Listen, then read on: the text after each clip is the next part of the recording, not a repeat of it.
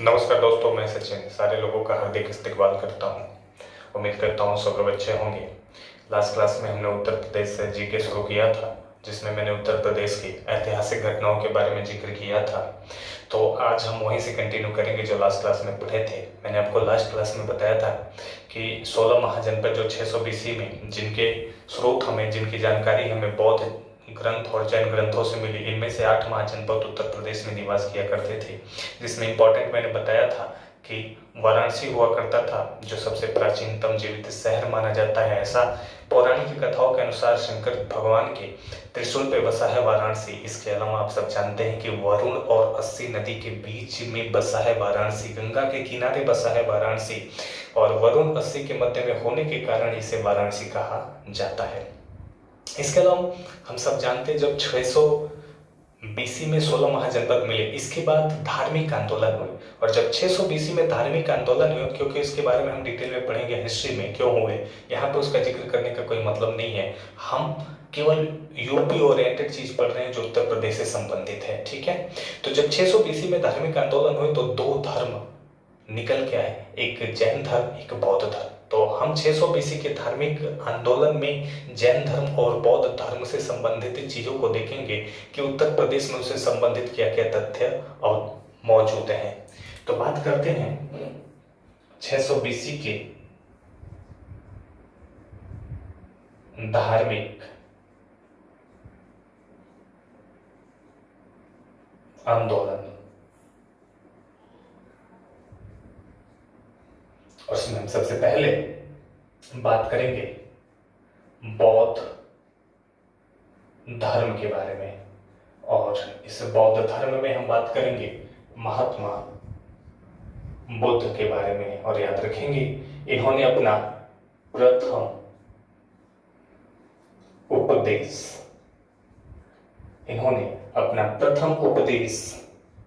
Sarnath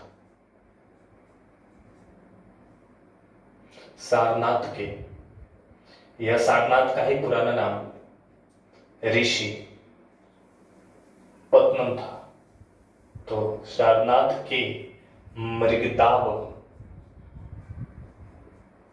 one में दिया था, ठीक है। और इन्होंने इस उपदेश में संसार में दुखों का कारण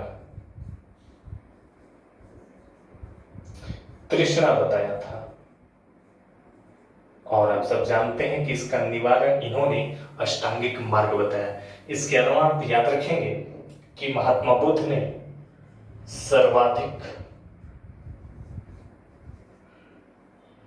वर्षा काल कौशल में बिताया, कौशल। और आप सब जानते हैं कि जो अवध वाला क्षेत्र है वही क्या कहलाता था, कौशल कहलाता था, जिसकी 2 राजधानियां हुआ करती थी। इसके अलावा याद रखेंगे कि महात्मा बुद्ध का जन्म, इनका जन्म वैशाख माह की पूर्णिमा के दिन हुआ था, ठीक है। और इनको महाज्ञान की प्राप्ति भी पूर्णिमा के दिन हुई, वैशाख माह के पूर्णिमा के दिन हुई। और याद रखेंगे बौद्ध धर्म में इनके महाज्ञान प्राप्ति की घटना को महापरिनिर्वाण कहा गया। इस घटना को निर्वाण कहा गया। और याद रखेंगे कि इनकी मृत्यु भी वैशाख पूर्णिमा के दिन हुई। और इस घटना को बौद्ध धर्म में महापरिनिर्वाण कहा गया, महापरिनिर्वाण कहा गया। और क्योंकि इनका जन्म, मृत्यु और महाज्ञान की प्राप्ति तीनों वैशाख माह के पूर्णिमा के दिन हुआ था, इसी की वजह से हम वैशाख पूर्णिमा को ही बुद्ध पूर्णिमा के रूप में, वैशाख पूर्णिमा को ही बुद्ध पूर्णिमा के रूप में मनाते हैं। ठीक है, उम्मीद करता हूँ इतनी बातें समझ में आ रही होंगी। इसके बाद अगर मेरे दोस्तों हम बात करें तो बुद्ध ने अपना जो सन्यासी काल था वो सर्वाधिक सन्यास काल उत्तर प्रदेश में व्यतीत किया था। और क्योंकि बुद्ध ने अपना सर्वाधिक समय उत्तर प्रदेश में व्यतीत किया, इसी की वजह से उत्तर प्रदेश को बुद्ध का पालना कहते हैं। तो याद रखेंगे, इन्होंने अपना सर्वाधिक सन्यासी समय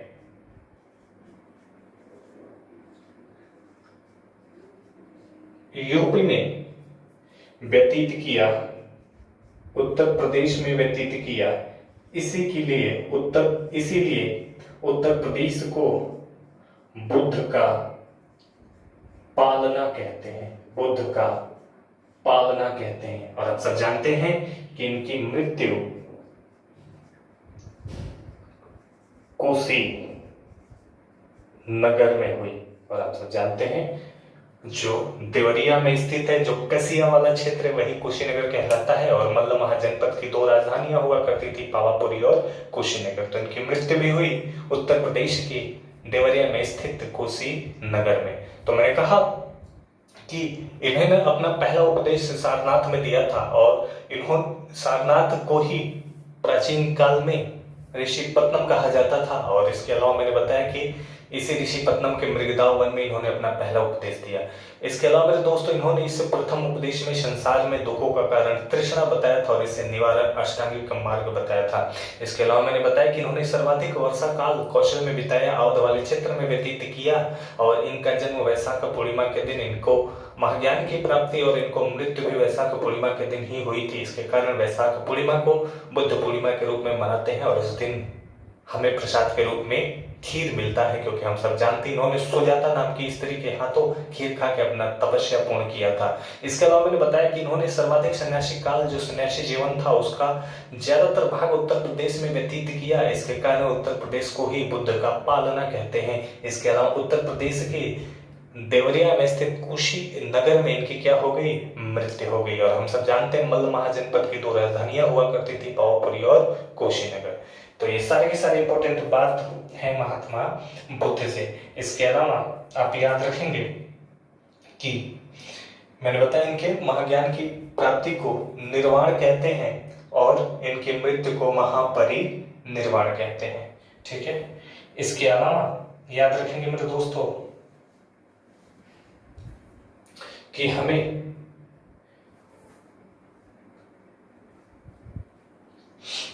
इसके अलावा याद रखेंगे हमें कुशीनगर से देवरिया जिला, ठीक है ना। कुशीनगर देवरिया से हमें अशोक का 8वां शिलालेख और कनिष्क के सिक्के, इसके अलावा याद रखेंगे प्रसिद्ध चीनी यात्री फाहियान और वेनसोंग का विवरण प्राप्त हुआ, क्योंकि हम सब जानते हैं कि जो फाहियान हुआ करता था, ये चंद्रगुप्त विक्रमादित्य के दरबार में आने वाला प्रसिद्ध चीनी यात्री था। लेकिन वेनसोंग, हम सब जानते हैं कि वेनसोंग आया था, पुष्यभूत वंश का शासक हुआ करता था हर्षवर्धन के दरबार में। तो जब ये आया तो हम सब जानते हैं कि इसने अपनी पुस्तक सियोकी के माध्यम से भारतवर्ष का वर्णन किया था। तो उस सियोकी के वर्णन में इसने देवरिया का भी वर्णन किया था। तो कहने का मतलब इनकी पुस्तकों के माध्यम से देवरिया का उल्लेख प्राप्त होता है, क्योंकि उस समय जो देवरिया हुआ करता था या जो कुशीनगर हुआ करता था, ये बौद्ध मठ हुआ करता था, या कह सकते हैं बौद्ध अनुयायियों के लिए, बौद्ध फॉलोअर के लिए एक तीर्थ स्थान हुआ करता था, जिसका जिक्र इन्होंने अपनी पुस्तक के माध्यम से किया है। इसके अलावा मैंने बताया कि यहाँ से अशोक का शिलालेख और कनिष्क, जो कुषाण वंश का शासक हुआ कनिष्क, जिसने भारत के इतिहास में सबसे पहले शुद्ध सोने के सिक्के चलाए, तो इसके सिक्के का भी उल्लेख हमें प्राप्त होता है कहां से, कुशीनगर से। तो ये सारे के सारे तथ्य अवेलेबल है उत्तर प्रदेश से। इसके अलावा आप याद रखेंगे मेरे भाई, आगे बढ़ते हैं, ठीक है। इसके अलावा आप याद रखेंगे उत्तर प्रदेश के अयोध्या से।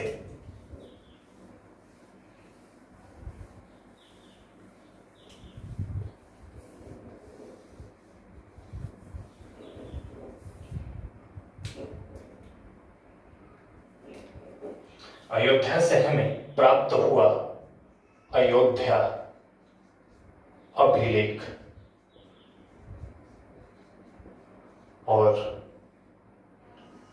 याद रखेंगे ये अभिलेख संबंधित है या इस अभिलेख में जिक्र है भारत का प्रथम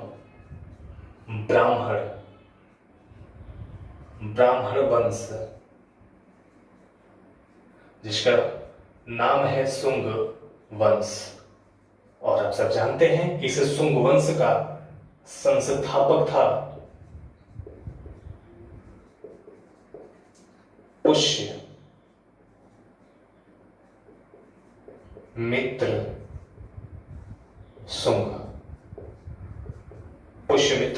शुंग हुआ करता था, शुंग वंश का संस्थापक। और याद रखेंगे यह प्रथम ब्राह्मण वंश माना जाता है भारत का। इसकी जानकारी हमें अयोध्या अभिलेख से मिली, और इसी अयोध्या अभिलेख से हमें पुष्यमित्र शुंग द्वारा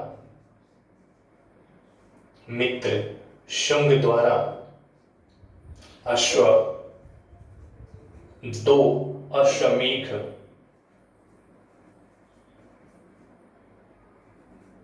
यज्ञ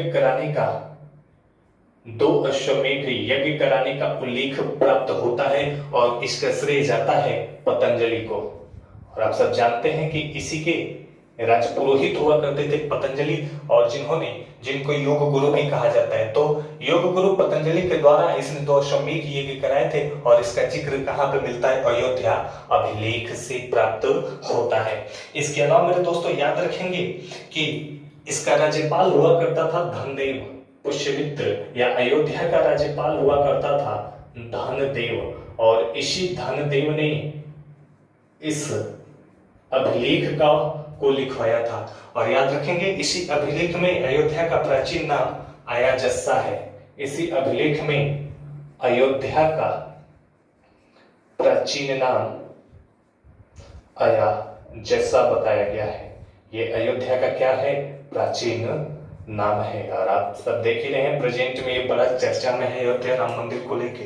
तो मेरे भाई इस सारे चीजों के जानकारी यानी प्रथम ब्राह्मण वंश की जानकारी हमें अयोध्या अभिलेख से प्राप्त होती है। और इसी अयोध्या अभिलेख में हमें एक बात और बताया गया कि पुष्यमित्र शुंग ने पतंजलि से 2 अश्वमेध यज्ञ कराए थे, और ये भारत का प्रथम ब्राह्मण वंश माना जाता है। और हम सब जानते हैं कि इसी पुष्यमित्र शुंग को बौद्ध धर्म का विनाशक कहा जाता है। ऐसा कहा जाता है कि इसने सरयू नदी में 1000 बौद्ध भिक्षुकों का सर काट के विसर्जित कर दिया था। और इसी का पुत्र हुआ अग्निमित्र शुंग, क्योंकि हम सब जानते हैं कि महाकवि कालिदास ने एक नाटक लिखा मालविका अग्निमित्रम, और इस मालविका अग्निमित्रम से हमें इस बात का पता चलता है कि पुष्यमित्र शुंग का पुत्र हुआ अग्निमित्र शुंग, जो बौद्ध धर्म का रक्षक बताया जाता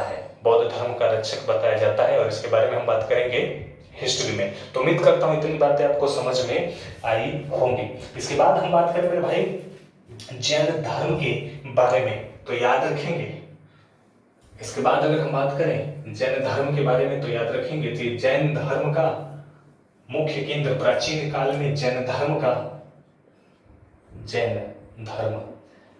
याद रखेंगे, प्राचीन काल में जैन धर्म का मुख्य केंद्र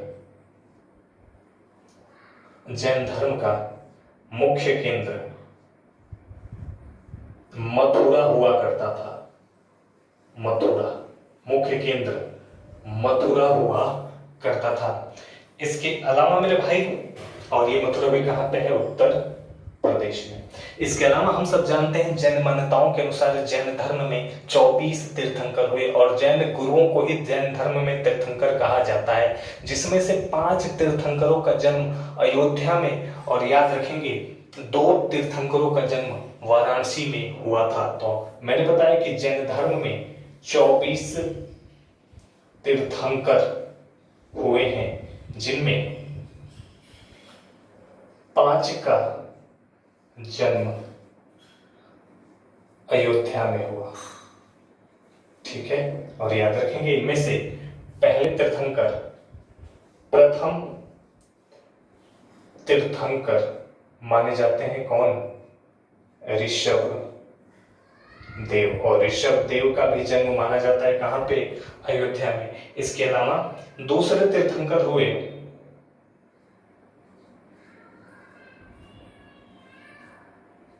अजीतनाथ, और इनका भी जन्म कहां पे हुआ? अयोध्या में। इसके अलावा याद रखेंगे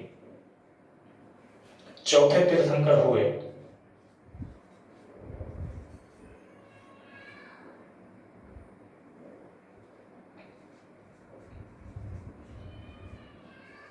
अभिनंदन नाथ। ठीक है, चौथे तीर्थंकर हुए अभिनंदन नाथ। उसके बाद 5वें हुए सुमति नाथ, सुमति नाथ। इसके अलावा याद रखेंगे 14वें तीर्थंकर हुए अनंतनाथ, 14वें अनंतनाथ। तो जैसा कि मैंने बताया कि जैन धर्म में 5 तीर्थंकरों का जन्म उत्तर प्रदेश की अयोध्या में हुआ था, जिसमें ऋषभ देव थे। उसके बाद मैंने दूसरा बताया अजीतनाथ, चौथे अभिनंदन नाथ, और 5वें सुमति नाथ, और 14वें अनंतनाथ। इनका जन्म अयोध्या में हुआ था। इसके अलावा आप सब जानते हैं 7वें हुए सुपार्श्वनाथ और 23वें हुए पार्श्वनाथ। याद रखेंगे कि वाराणसी में जन्म हुआ 7वें शिव पार्श्वनाथ, और 23वें तीर्थंकर हुए पार्श्वनाथ। तो इन दोनों लोगों का जन्म हुआ था वाराणसी में। इसके अलावा याद रखेंगे कि 6वें तीर्थंकर पद्म प्रभु का जन्म कौशाम्बी में हुआ। इसके अलावा कौशाम्बी में हुआ, जो प्रयागराज वाला क्षेत्र है, 6वें तीर्थंकर पद्म प्रभु का जन्म। ठीक है, पद्म प्रभु का जन्म कौशाम्बी में हुआ था। इसके अलावा याद रखेंगे तीसरे तीर्थंकर हुए शंभुनाथ, और श्रावस्ती में जन्म हुआ तीसरे तीर्थंकर संभव नाथ का। ठीक है, तीसरे तीर्थंकर हुए संभवनाथ, और संभवनाथ का जन्म हुआ कहां पे? वह श्रावस्ती में। इसके अलावा कांगड़ी देवरिया में, कांकड़ी जो देवरिया है, 9वें तीर्थंकर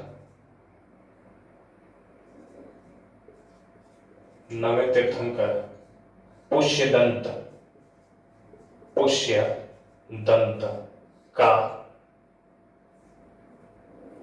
निवास स्थान माना जाता है, निवास स्थान माना जाता है। ठीक है, कांकड़ी देवरिया 9वें तीर्थंकर पुष्यदंत, ठीक है ना, या सुविधिनाथ, इनको आप जानते हैं सुविधि नाथ के नाम से। तो इनका निवास स्थल माना जाता है, इनका मेरे भाई निवास स्थल माना जाता है। ठीक है, इसके अलावा याद रखेंगे महोबा, उत्तर प्रदेश के महोबा डिस्ट्रिक्ट में गोखर पर्वत पर, ठीक है, गोखर पर्वत पर 24 जैन धर्म के 24 तीर्थंकर का प्रतिमा निर्मित है। और याद रखेंगे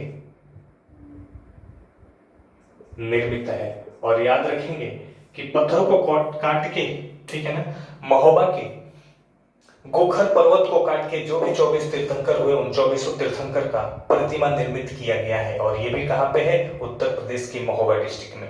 तो याद रखेंगे मेरे भाई, मैंने बताया कि जैन धर्म का प्राचीन काल में जैन धर्म का मुख्य केंद्र मथुरा हुआ करता था उत्तर प्रदेश का। इसके अलावा मैंने बताया जैन धर्म के 5 तीर्थंकरों का जन्म उत्तर प्रदेश के अयोध्या में हुआ, जिसमें ऋषभदेव हुआ करते थे प्रथम तीर्थंकर। दूसरे मैंने बताया अजीतनाथ, और चौथा मैंने बताया अभिनंदन नाथ, पांचवा सुमतिनाथ, इसके अलावा 14वें अनंतनाथ। इसके अलावा 7वें तीर्थंकर शिव पार्श्वनाथ का जन्म वाराणसी में, और 23वें तीर्थंकर पार्श्वनाथ का भी जन्म कहाँ पे?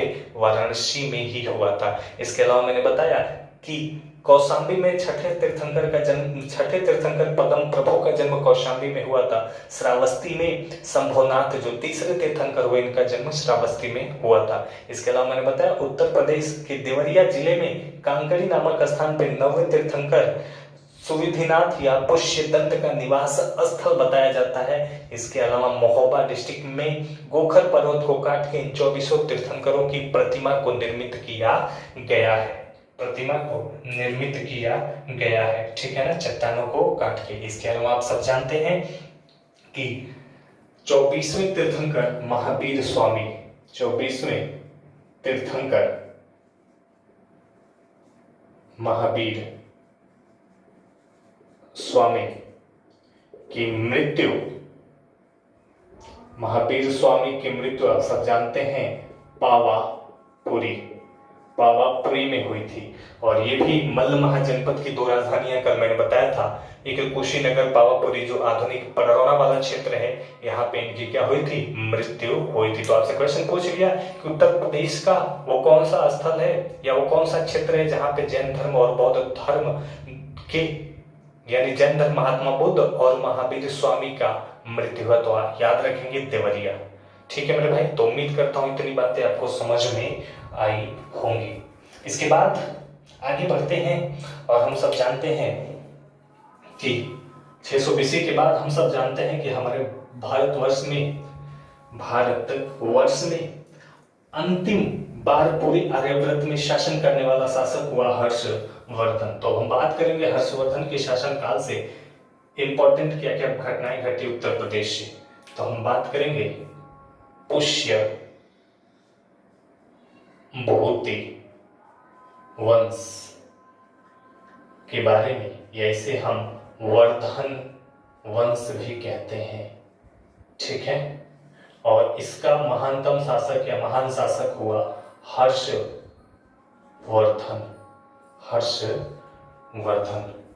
इसका महान शासक हुआ मेरे भाई हर्षवर्धन। और याद रखेंगे 606 से 647 तक शासन किया था हर्षवर्धन ने। और याद रखेंगे हर्षवर्धन ने अपनी दूसरी राजधानी, सेकंड कैपिटल कन्नौज को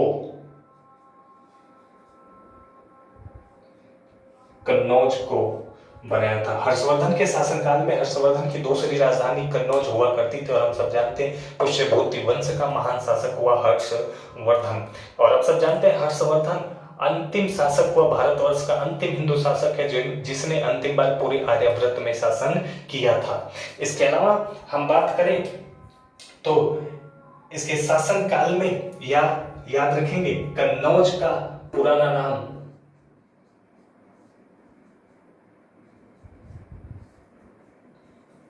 कान्यकुब्ज था।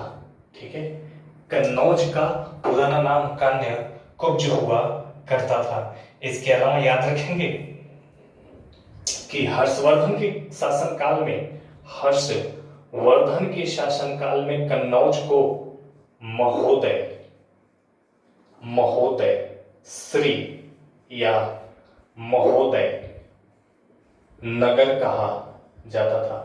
हर्षवर्धन के शासनकाल में मेरे दोस्तों कन्नौज को महोदय श्री या महोदय नगर कहा जाता था। इसके अलावा मैंने बताया कि कन्नौज का प्राचीन नाम कान्यकुब्ज हुआ करता था। इसके बाद हम सब जानते हैं कि इसके दरबार में 629 में चीनी यात्री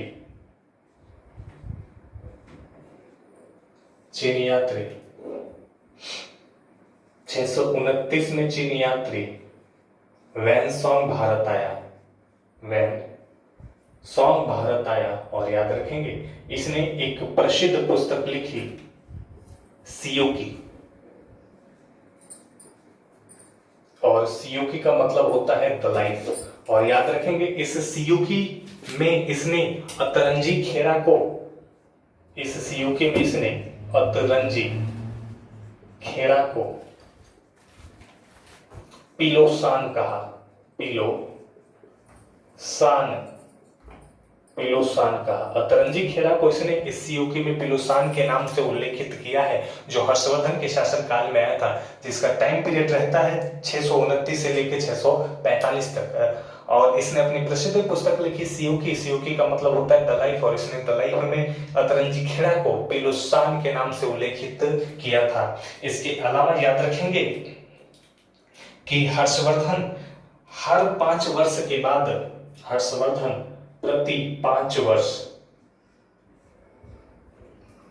के बाद प्रयागराज में यानी इलाहाबाद में महा मोक्ष प्राप्ति अनुष्ठान किया करता था। ठीक है, महामोक्ष प्राप्ति अनुष्ठान किया करता था हर 5वें साल हर्षवर्धन। कहां पे? प्रयागराज में। तो ये सारे के सारे इंपॉर्टेंट बातें हैं मेरे भाई हर्षवर्धन के शासन काल से। लेकिन हम सब जानते हैं कि जब हर्षवर्धन की मृत्यु हुई तो हर्षवर्धन का कोई उत्तराधिकारी नहीं रहा, और जब हर्षवर्धन की मृत्यु हुई तो उत्तर भारत छोटे छोटे राजवंशों में बट गया। लेकिन इसमें जो कन्नौज था, इस पे 3 वंशों में त्रिगुटीय लड़ाई युद्ध होता रहा, जिसमें हम सब जानते हैं कि गुर्जर प्रतिहार वंश जो राजपूताना और गुजरात के हुआ करते थे। इसके बाद दक्कन के राष्ट्रकूट और बंगाल के पाल वंशों में युद्ध होता रहा, लेकिन अंतिम रूप से इस युद्ध को जीता गुर्जर प्रतिहार वंशों ने। और गुर्जर प्रतिहार वंशों ने सर्वाधिक शासन किया है कहां पे? कन्नौज में। तो याद रखेंगे कन्नौज में अगर आपसे पूछे कि किस वंश के लोगों ने सर्वाधिक शासन किया, तो याद रखेंगे गुर्जर प्रतिहारों ने सर्वाधिक शासन किया है कहां पे?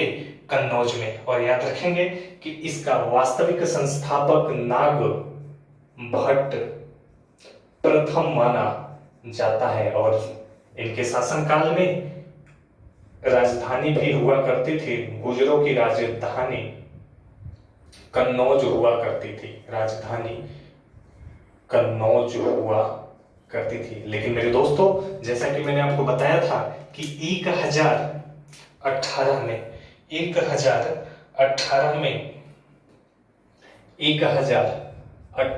में महमूद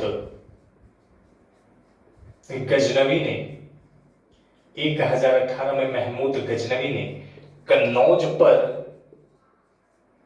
आक्रमण किया, और उस समय गुर्जर प्रतिहार वंश का शासक राज्यपाल हुआ करता था। उस समय यहाँ का शासक राज्यपाल हुआ करता था, और ये भी किस वंश का था? गुर्जर प्रतिहार वंश का शासक राज्यपाल हुआ करता था। और जब 1018 में कन्नौज पे महमूद गजनवी ने आक्रमण किया तो राज्यपाल हम सब जानते हैं, पढ़ चुके हैं, राज्यपाल ने आत्मसमर्पण कर दिया और यहाँ से अपार धन संपत्ति लूटा। तो एक बार मैं रिपीट करता हूँ, मैंने क्या पढ़ा है। मैंने कहा कि हर्षवर्धन के शासनकाल में कन्नौज दूसरी राजधानी हुआ करती थी। इसके अलावा मैंने बताया कि कन्नौज को कान्यकुब्ज भी कहा जाता था, लेकिन हर्षवर्धन के काल में कन्नौज को महोदयश्री या महोदय नगर के नाम से जाना जाता था। इसके अलावा मैंने बताया कि हर्षवर्धन हर 5वें साल मोक्ष प्राप्ति के लिए अनुष्ठान किया करता था प्रयागराज में। इसके अलावा मेरे दोस्तों आगे हम बात करें तो मैंने बताया 629 से 645 तक चीनी यात्री वैनसोंग हर्षवर्धन के शासनकाल में भारत आया। इसने सियोकी नामक पुस्तक लिखी, और सियोकी का मतलब होता है द लाइफ। और इसने सियोकी नामक पुस्तक में अतरंजी खेड़ा को पिलोसान के नाम से उल्लेखित किया है। इसके अलावा मैंने आपको बताया कि कन्नौज में जब हर्षवर्धन की मृत्यु हुई तो हर्षवर्धन का कोई उत्तराधिकारी नहीं था, और इसके मरने के बाद 3 राजवंशों में आपस में युद्ध चलता रहा कन्नौज को प्राप्त करने के लिए, जिसमें मैंने बताया गुजरात और राजपूताना के, उत्तरी राजपूताना के गुर्जर प्रतिहार वंश हुआ करते थे, दक्कन के राष्ट्रकूट वंश हुआ करता था और बंगाल का पाल वंश। और इन तीनों में आपसी संघर्ष हुआ, लेकिन इस संघर्षों में सफलता मिली गुर्जर प्रतिहारों को। तो सर्वाधिक शासन किया कन्नौज में गुर्जर प्रतिहार वंश। और याद रखेंगे इसका वास्तविक संस्थापक मैंने बताया, इसका वास्तविक संस्थापक नागभट्ट प्रथम हुआ करता था और गुर्जर प्रतिहार की भी राजधानी कन्नौज हुआ करती थी। लेकिन हम सब जानते हैं 1018 में कन्नौज पे महमूद गजनवी का आक्रमण हुआ, और जब महमूद गजनवी का आक्रमण हुआ कन्नौज पे, तो उस समय कन्नौज का शासक राज्यपाल हुआ करता था जो गुर्जर प्रतिहार वंश का था। और राज्यपाल ने आत्मसमर्पण कर दिया महमूद गजनवी के सामने, और आत्म जब समर्पण कर दिया तो महमूद गजनवी ने कन्नौज से अपार धन संपत्ति लूटा। तो उम्मीद करता हूं कि यहां तक आपको समझ में आया होगा। ठीक है मेरे भाई, उसके बाद आगे बढ़ें तो यहां तक आपको समझ में आया होगा। उसके बाद मौर्य काल से संबंधित अगर बात करें कि मौर्य काल से संबंधित उत्तर प्रदेश में क्या क्या तथ्य थे, तो उसको थोड़ा सा देख लेते हैं। ठीक है, वो इंपॉर्टेंट तथ्य मैं बता रहा हूं, ठीक है ना। तो उसके बाद हम बात करेंगे मौर्य काल, मौर्य काल, और याद रखेंगे मौर्य काल। और हम सब जानते हैं कि जो मौर्य काल का समय रहा 323 से लेके 200, 323 से लेके 298 तक, ठीक है। और याद रखेंगे कि प्रयागराज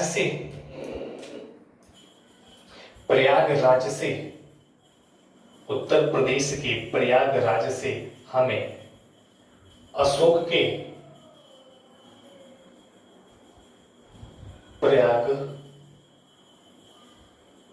स्तंभ या इलाहाबाद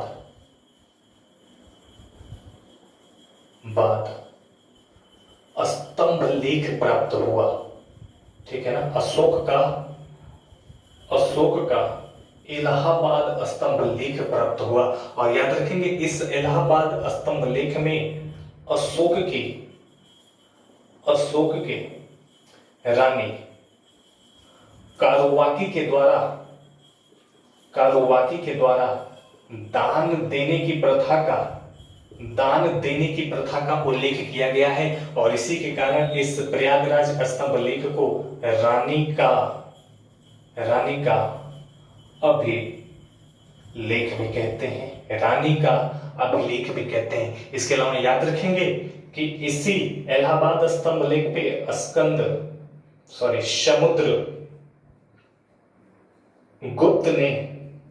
समुद्रगुप्त ने अपने विजयों का वर्णन कराया था।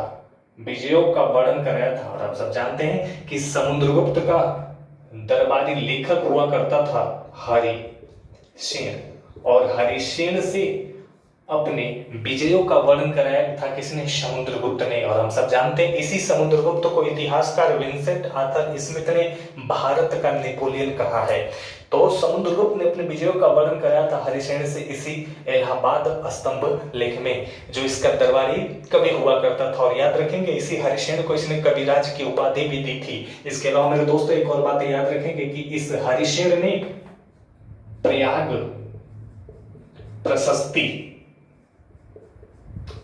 प्रशस्ति लिखा था, और इस प्रयाग प्रशस्ति में इसने प्रयागराज का वर्णन किया था। इस प्रयाग प्रशस्ति में इसने प्रयागराज का वर्णन किया था। इसके अलावा याद रखेंगे कि अशोक का लघु शिलालेख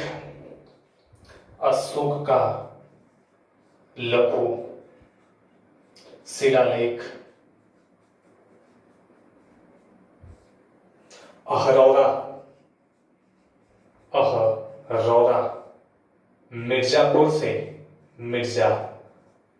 से प्राप्त हुआ।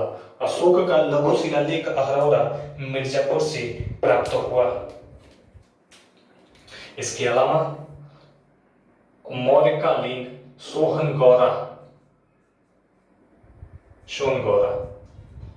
ठीक है, ताम्रलेख, सोनगौरा ताम्रलेख याद रखेंगे गोरखपुर से प्राप्त हुआ। और इस लेख में हमें आपातकाल, मौर्य काल में आपातकाल के समय अनाज वितरण करने का उल्लेख मिलता है। ठीक है ना। तो मैंने कहा कि जो सोनगौरा ताम्रलेख था, सोनगौरा ताम्रलेख था, ये गोरखपुर से प्राप्त हुआ मेरे दोस्तों। और इस सोनगौरा ताम्रलेख में मौर्य काल में जो आपातकाल होता था या जब सूखा पड़ जाता था, तो इस समय अनाज दिया जाता था। हर एक नागरिक को, हर एक व्यक्ति को अनाज वितरण किया जाता था, जिसका उल्लेख कराया गया है सोनगौरा ताम्रलेख में, और ये भी मौर्य कालीन है। इसके अलावा आप याद रखेंगे कि प्रयागराज के गढ़वा नामक स्थान से, प्रयागराज के गढ़वा नामक स्थान से समुद्रगुप्त के दो अभिलेख समुद्रगुप्त के और एक अभिलेख स्कंदगुप्त के प्राप्त हुए। ठीक है ना, स्कंदगुप्त के प्राप्त हुए हैं। समझ गए मेरे भाई। तो मेरे दोस्तों, उम्मीद करता हूं तेरी बातें समझ में आई होंगी। तो मैंने जैसा कि आपको बताया, प्रयागराज या इलाहाबाद स्तंभलेख जो प्रयागराज से हमें प्राप्त हो, इसमें अशोक के समकालीन घटी घटनाओं का जिक्र किया गया, और इसी अभिलेख से हमें अशोक की रानी कालवाकी के द्वारा दान देने की प्रथा का उल्लेख किया गया, और इसके कारण इस अभिलेख को रानी का अभिलेख कहा जाता है। डायरेक्ट क्वेश्चन पूछा है कि रानी का अभिलेख निम्नलिखित में से उत्तर प्रदेश के किस जगह से प्राप्त हुआ था। इसके अलावा आप याद रखें कि इसी अभिलेख में समुद्रगुप्त के विजयों का वर्णन किया था। इसका दरबारी कवि हरिशेण हुआ करता था, और इसी हरिशेण ने प्रशस्ति में प्रयागराज का वर्णन किया। इसके अलावा मैंने बताया अशोक का लघु शिलालेख अहरौरा मिर्जापुर से प्राप्त हुआ। इसके अलावा सोनगौरा ताम्रलेख जो मौर्य कालीन हुआ करता था, इस अभिलेख में ये अभिलेख हमें गोरखपुर से प्राप्त हुआ, और इस अभिलेख में मौर्य काल में आपातकाल की स्थिति में अनाज वितरण करने का उल्लेख प्राप्त होता है। तो ये सारे के सारे इंपॉर्टेंट तथ्य हमें उत्तर प्रदेश से प्राप्त हुए। उम्मीद करता हूँ ये बातें आपको समझ में आई होंगी। तो आज की कहानी को यहीं पे रोकते हैं। कल की क्लास में हम रूबरू होंगे और गुप्तकालीन इतिहास के बारे में जो उत्तर प्रदेश से घटी है उसके बारे में बात करेंगे। तो आज के लिए इतना ही मेरे दोस्तों। धन्यवाद आप लोगों का। वीडियो को पूरा देखिएगा, कोई दिक्कत होगा तो कमेंट करिएगा। मिलते हैं अगली क्लास में।